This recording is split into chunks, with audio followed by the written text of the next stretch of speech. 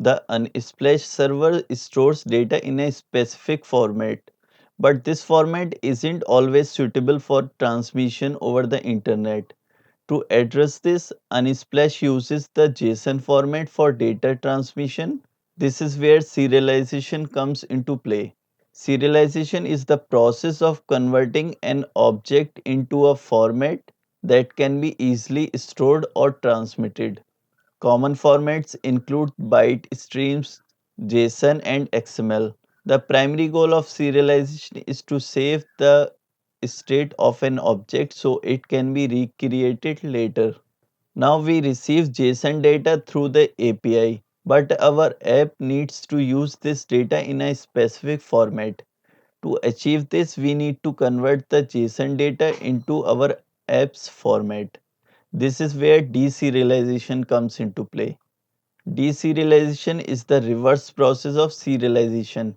It involves converting the serialized format such as byte stream, JSON, or XML back into a usable object.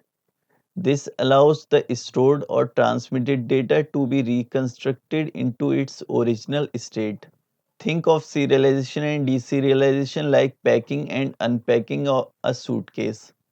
When you serialize an object, it's like packing item into a suitcase. Each item is carefully organized and placed so it can be transported or stored. When you deserialize, it's like unpacking the suitcase.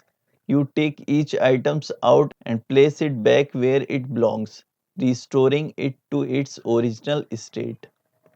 To handle the process of converting JSON data into a format our app can use, we will utilize Kotlinx Serialization.